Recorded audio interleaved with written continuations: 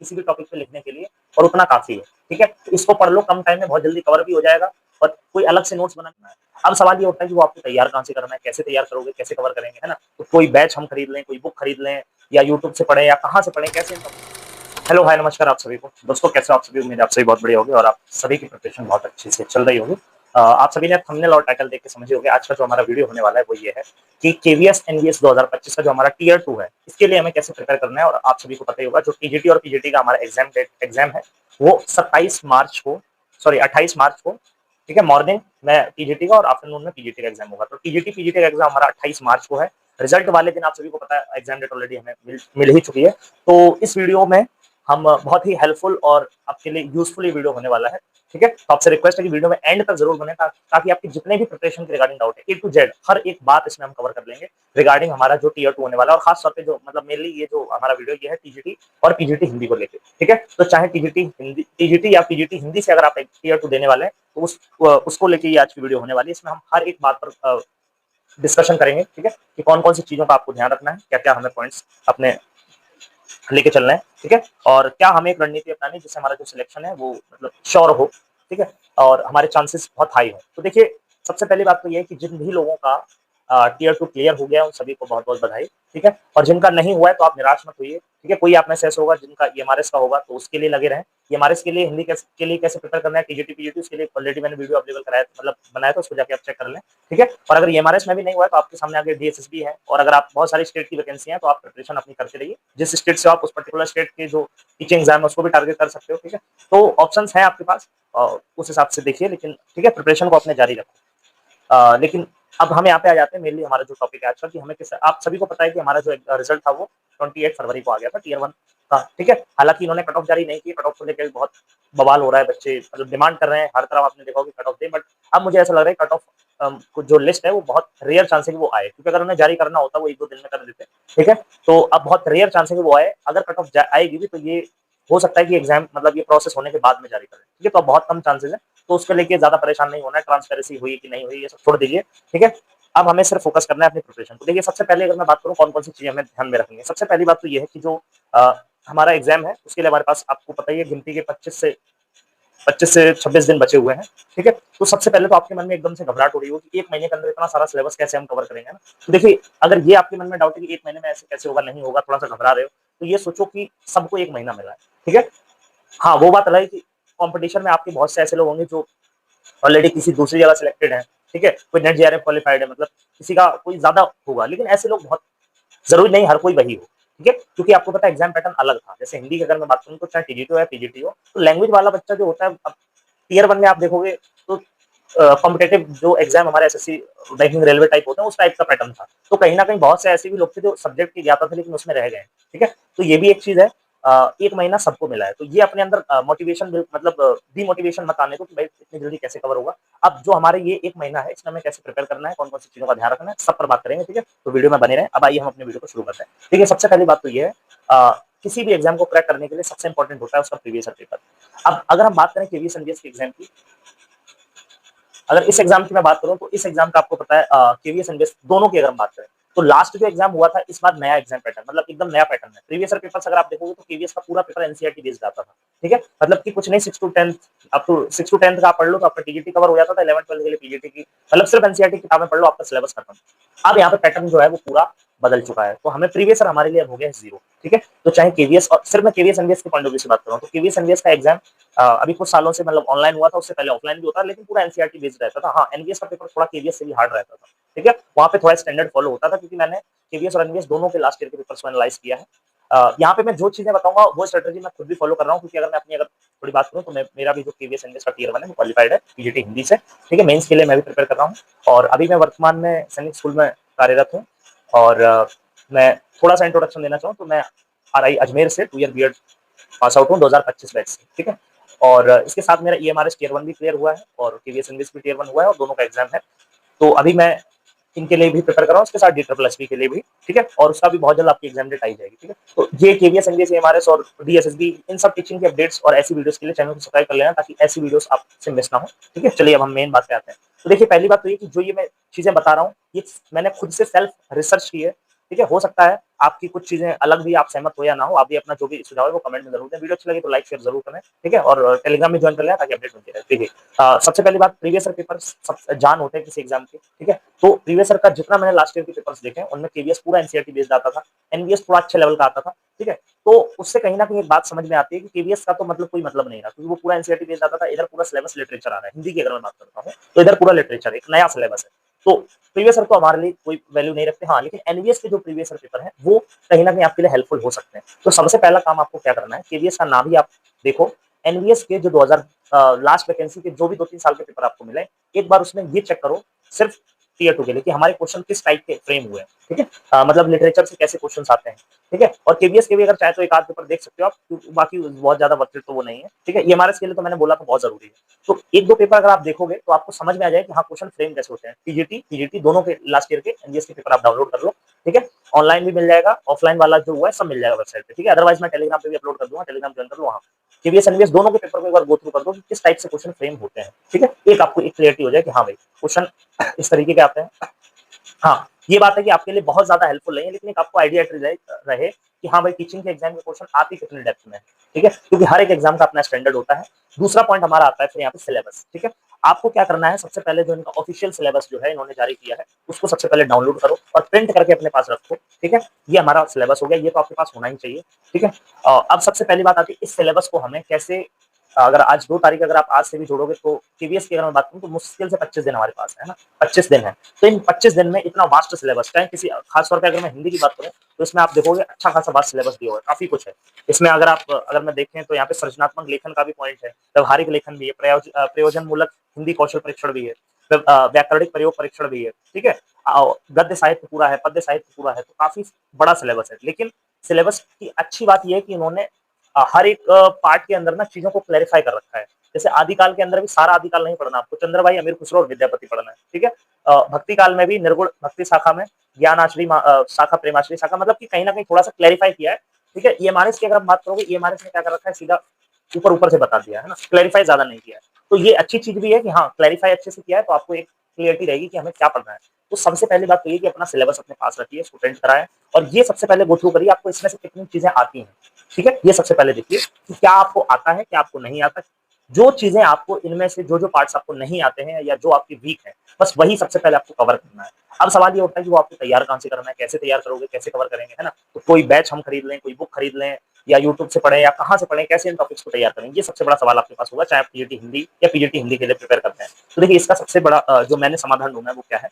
अ, सबसे पहली बात तो देखिए ये आती है, सिलेबस को हमें अब इन्हीं 25 दिन, हमारे पास टाइम बहुत कम है, इन्हीं 25 दिन के अंदर हमें ये पूरा सिलेबस, ठीक है, कवर भी करना है और आपको पता है रिवीजन भी करनी है, प्रैक्टिस भी करनी है, क्योंकि सिलेबस कवर करने से कुछ नहीं हो जाता। सिलेबस कवर करने से ज़्यादा इंपॉर्टेंट है मल्टीपल टाइम इनका रिवीजन, क्योंकि इसमें ज़्यादातर चीज़ें आपको पता है फैक्चुअल हैं, जो हमें याद करनी है। अगर एनवीएस के एग्जाम मतलब केवीएस एनवीएस के एग्जाम पैटर्न को आप देखोगे, तो एग्जाम पैटर्न में क्या है आपको पता ही होगा, 60 क्वेश्चंस आपके 60 क्वेश्चन एमसीक्यू आएँगे, 60 क्वेश्चन 60 मार्क्स के, एक क्वेश्चन 1 मार्क्स का होगा, तो 60 तो आपके एमसीक्यू क्वेश्चन ही है, ठीक है? तो वो सारा फैक्चुअल है।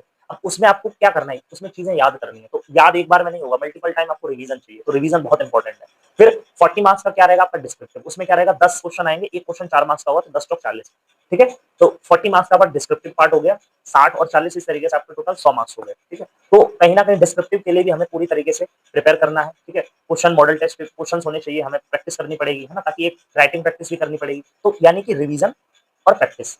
रिवीजन हमें चाहिए एमसीक्यू के लिए, क्योंकि जितनी बार आप पढ़ोगे तभी फैक्चुअल चीजें याद होती हैं, और डिस्क्रिप्टिव के लिए हमें ज्यादा से ज्यादा लिखने की प्रैक्टिस करनी पड़ेगी, अपनी राइटिंग को थोड़ा साफ करना होगा, अशुद्धियां जो हम करते हैं उसको साफ करना, मतलब थोड़ा सा इंप्रूव करना होगा, ठीक है? तो ये चीजें हमें सब 25 दिन में करना है। 25 दिन की हमारी स्ट्रेटेजी क्या हो, इस सिलेबस को हम कैसे कवर करें, रिवीजन भी हो जाए, ठीक है, प्रैक्टिस भी हो जाए और ये भी कम टाइम में हमारा कवर हो जाए, ठीक है, और हमारे सिलेक्शन के चांस बहुत हाई हो जाए, ठीक है, और उसको हम कैसे करें, ठीक है, तो उस पर बात करते हैं। तो देखिए सबसे पहली बात तो ये है कि ये वाला जो सिलेबस का पार्ट है हमें कहाँ से कवर करना चाहिए। देखिए सबसे पहली बात तो ये है, बहुत सारे लोग ऑलरेडी पहले से बैच की अगर मैं बात करूँ, ज्यादातर लोगों के दिमाग में आ रहा हो कोई बैच ले लेते हैं, सिंपल सी चीज है और सब कुछ मिल जाएगा। तो देखिए बैच खरीदने का मतलब सिलेक्शन हो जाना बिल्कुल नहीं होता। ये आपकी गलतफहमी है कि आपको कोई बैच सिलेक्शन दिला सकता है, ठीक है? हाँ, मैं मानता हूँ कि हाँ, कोई बैच आपको सब कुछ मतलब काफ़ी चीज़ें आपके लिए आसान हो जाता है एक बैच लेके, लेकिन बैच लेने का ये बिल्कुल मतलब नहीं है कि बिना बैच लेके लोग एग्ज़ाम नहीं निकाल पाते या बैच लेना ही सबसे बड़ा समाधान है। और ख़ास तौर पे जो पहले से पढ़ रहे हैं। अब देखिए आप में से कुछ लोग ऐसे होंगे जो 2-3 महीने पहले से पढ़ रहे होंगे, ठीक है? तो वो बैच से पढ़ रहे हैं, वो एक बार को चल जाएगा, कोई दिक्कत नहीं है। आपने जो भी बैच ले रखा है, वहाँ से इन सारे सिलेबस को फटाफट अपना कंप्लीट आप आधा तो कंप्लीट कर ही लिया होगा, फटाफट इसको कंप्लीट करिए, ठीक है? और जो आपके नोट्स हैं बैच में, उसी को अपना रिवाइज़ करिए और लिखने की प्रैक्टिस करिए। ऑलरेडी आपको कुछ मॉडल क्वेश्चंस दिए जा रहे होंगे, लिख के प्रैक्टिस करिए, वहाँ भेजिए, ठीक है? अब आप में से दूसरी कैटेगरी के वो लोग होंगे जिन्होंने कोई बैच नहीं लिया होगा, ठीक है? तो अब जिन्होंने कोई बैच नहीं ले रखा है फिलहाल, तो क्या उन्हें अब बैच लेना चाहिए? तो इसका सीधा आंसर है बिल्कुल नहीं। अब 1 महीने में 25 दिन में कोई बैच आपको किसी तरीके से कोई बेनिफिशियल आपके लिए नहीं है। तो किसी भी चक्कर में बैच लेना कोई मतलब नहीं, क्योंकि वहाँ पे 100-150 वीडियो आपको वो लोग दे देंगे और 100-150 वीडियो 20-25 दिन में कवर करना पॉसिबल भी नहीं है और वीडियो देख के कुछ होना भी नहीं है ना? 25 दिन का जो टाइम होता है वो पढ़ने का होता है खुद से, जितना ज़्यादा सेल्फ स्टडी करोगे उतना, ठीक है? वीडियो देखने से बहुत ज़्यादा कोई मतलब नहीं है, ठीक है? और 100, 150, 200 वीडियो हमारे पास देखने का समय भी नहीं है कि हम उतना वीडियो देखें, ज़्यादा टाइम होता है कि खुद से पढ़ने का, ठीक है? तो अब तो मैं यही रिकमेंड, बाकी आपकी मर्ज़ी, हो सकता है आप में से कोई एक्सेप्शन हो भाई 25 दिन के अंदर फटाफट वीडियो निपटा ले, तो कुछ अपवाद हो सकते हैं आप में से, अगर आप एक्स्ट्राऑर्डिनरी हो, आपको लगता है कि 25 दिन में आप बैच खरीद के सारा कवर कर लोगे, आपके लिए यूज़फुल है, तो आप बिल्कुल लें।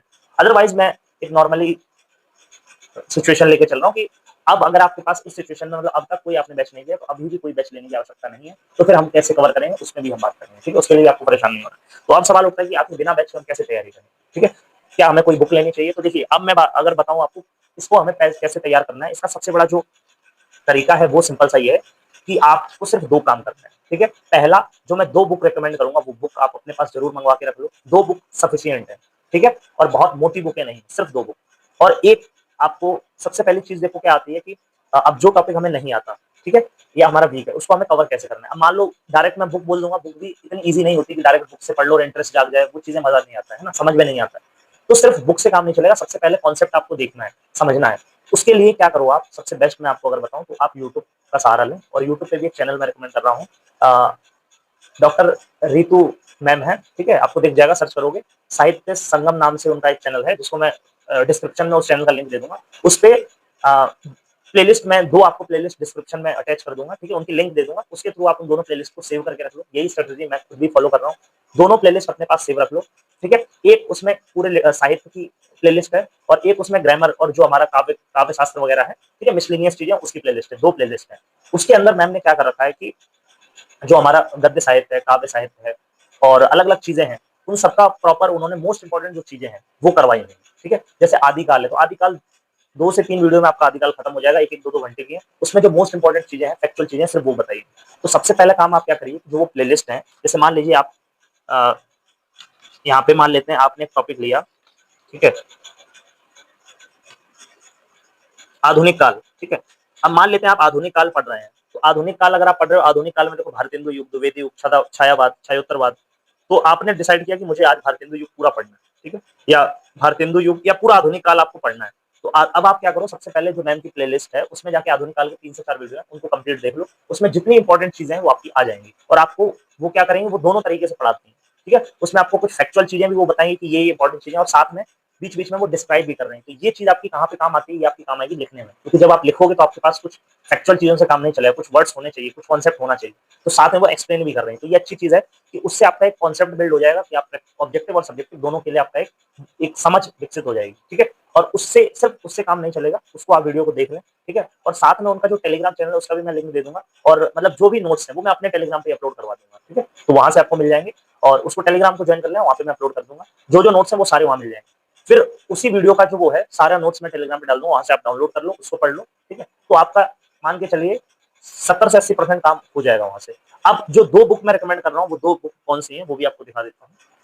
मैं सबसे पहला ये वाली किताब, हिंदी साहित्य का सरल इतिहास, विश्वनाथ त्रिपाठी, बहुत पतली सी किताब है।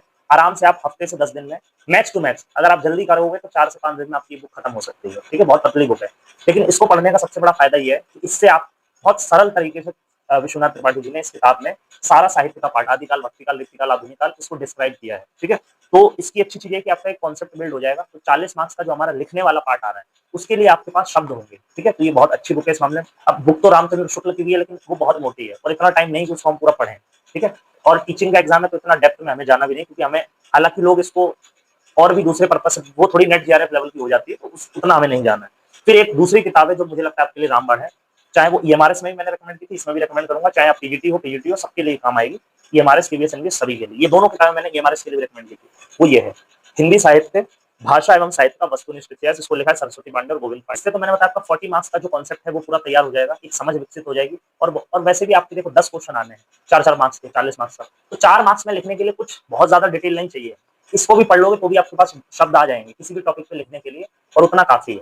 ठीक है, तो इसको पढ़ लो, कम टाइम में बहुत जल्दी कवर भी हो जाएगा, और कोई अलग से नोट्स बनाने की जरूरत है नहीं, इसी में पढ़ लो, जो इंपॉर्टेंट चीजें उसको हाईलाइट कर लो, बार बार उसी को 1-2 बार रिवीजन कर लेना इसी का, बस। ठीक है, इसमें रिवीजन कर लेना, डिस्क्रिप्टिव पार्ट वाले का बता रहा हूँ, इसको मान लेते हैं आपने एक बार पढ़ लिया, ठीक है, दोबारा में जब आप पढ़ो तो इंपॉर्टेंट जितनी चीजें उसको आपने हाईलाइट कर लेना। ठीक है, फिर उन्हीं को बार बार रिवाइज करिए, और इसकी प्रैक्टिस के लिए जो मैं मॉडल टेस्ट क्वेश्चंस हर एक जो टॉपिक है उसके आपको जो टेलीग्राम है वहाँ पे मैं क्वेश्चंस बना के अभी और अपलोड करूंगा, अभी एक ही मैंने अपलोड किया था सेट, तो ऐसे करके जो भी हमारे टॉपिक है सबके मैं क्वेश्चंस फ्रेम करके दूंगा, तो उसको आप लिख लिख के उनकी प्रैक्टिस भी कर लो, तो आपका 40 मार्क्स का डिस्क्रिप्टिव पूरा इसी से तैयार हो जाएगा। ठीक है, अब दूसरी किताब ये आपका 60 मार्क्स पूरा तैयार करवाएगी।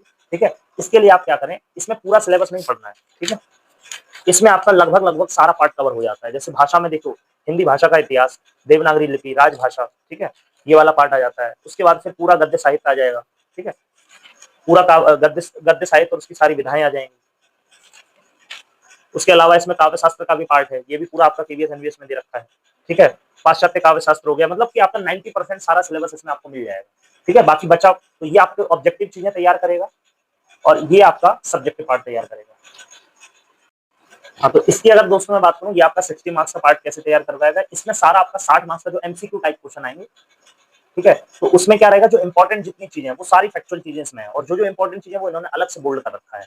ठीक है, तो ये आपके लिए वरदान है, ये बुक रामबाण साबित होगी, इसको जरूर रखें अपने पास। और जो जो आपके टॉपिक है, टॉपिक वाइज इसमें से आप कवर करें, लेकिन आप सिर्फ इसको डायरेक्ट पढ़ेंगे तो हो सकता है आपको थोड़ी सी बोरिंग लग सकती है, या थोड़ी सी चीजें ना समझ में आए, तो इन दोनों किताबों को करने के साथ साथ आपको वीडियो भी देखना है। ठीक है, जो वीडियो मैंने बताया रितु मैम की प्लेलिस्ट है, वो मैं डिस्क्रिप्शन में दे दूंगा, उसको देखिए।